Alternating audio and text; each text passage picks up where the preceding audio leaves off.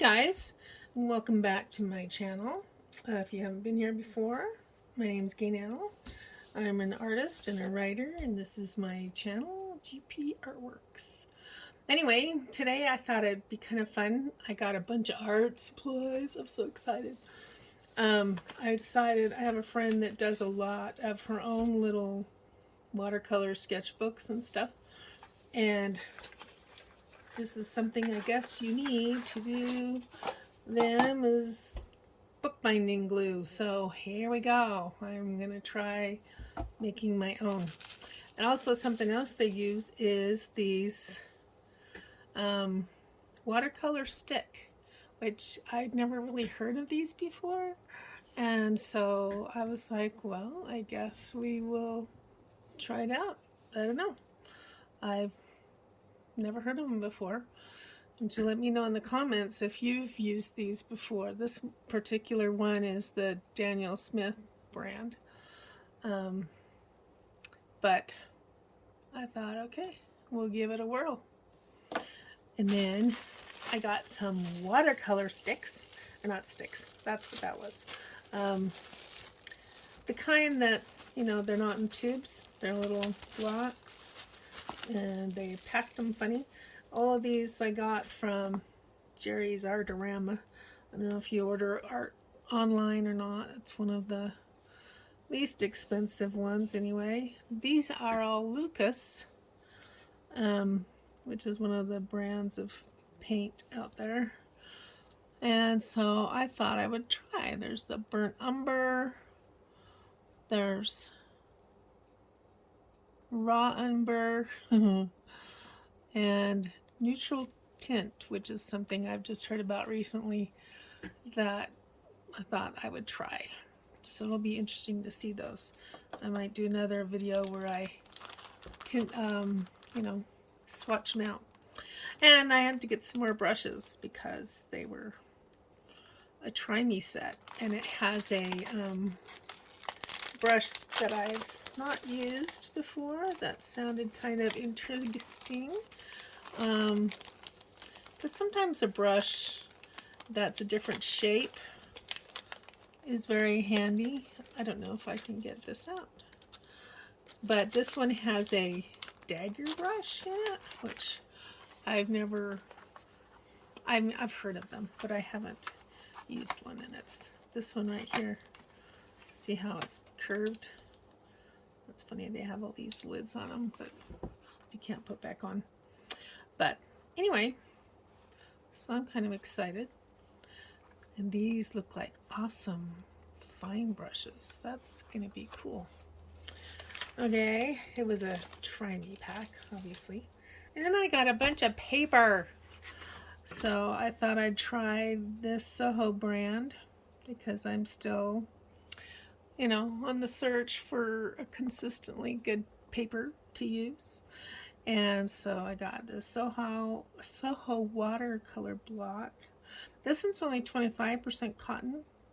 It's a cold press, and it's actually got 20 sheets. So I'll see how I like that, being the only 25% cotton.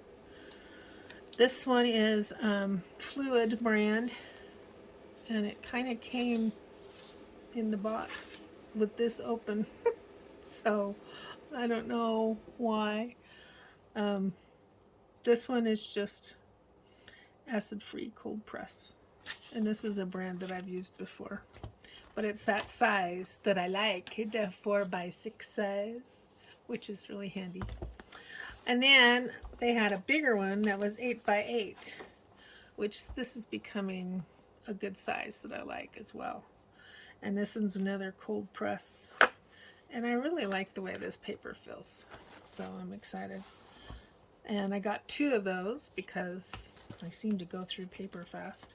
And then Soho had one that was 8x8 too, so it's another that's 25% cotton, so it'll be interesting. And then there was this that I didn't remember ordering, and it's kind of different.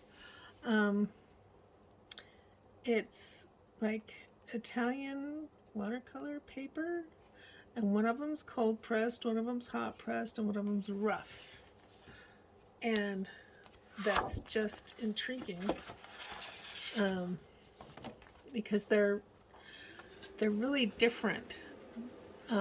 This one's cold pressed, fine grain, and you can't really, I don't know if you can pick up, but it's got a texture on it that's a little stronger than the others. This one is cold pressed, and it's another fine grain, but it's thick. This thing is like almost like mat board. It's very thick. I don't know why. It says it's 640 grain, so that's like twice as thick as this other one. So I don't know if it's supposed to be like a mat, because it's kind of different. It's really, really heavy. So that's interesting. And then we've got the hot pressed, which feels a lot like that other one that I showed you before on that, when I was looking at those 3 different kinds. And then there's the rough. And the rough feels very similar to that other one. It's got more of a grain, but in reality, it's really not that much rougher than the Italia, the Toscana and the Italia. So it's interesting. This is supposed to be rough, and this one's just cold pressed. But there really doesn't appear to be that much difference between them. So it'll be interesting to test them out and see how they work. I wonder if I have a minute to do that really quick now. Let's do that really quick, since I have a minute. And hopefully you have a minute. And I'm going to use my wider, a little bit thicker brush. Okay, so this is the rough. Make sure we can see it here. Okay, so that's how that looks there. And then this is the cold press.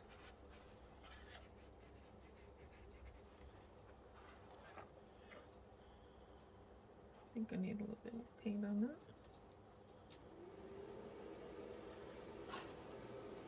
Okay. And then this is the hot.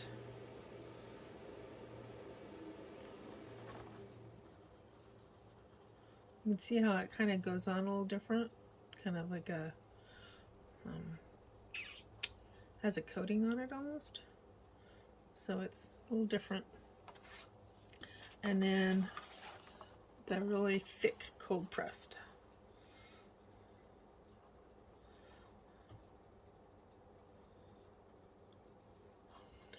And seems to be similar to the other cold press, though it, I don't know, goes on a little different. I don't know if I got more pigment on this one than I did on that one, because they're a little lighter. So I don't know if this one just holds the pigment a lot darker. That's interesting. So anyway, little art supplies for the day, and hope that was helpful to you in some way. I don't imagine that I will be buying any of this Italian paper because it's a little expensive, and I'm not, made of money. And most artists that I know don't. You'd have to be selling really a lot in order to be able to afford much of those. But anyway, so thanks for joining me. Hopefully you've enjoyed this clip.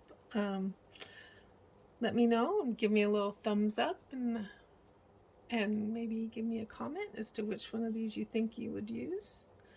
And subscribe if you haven't. And hopefully we'll see you again. Have a great day.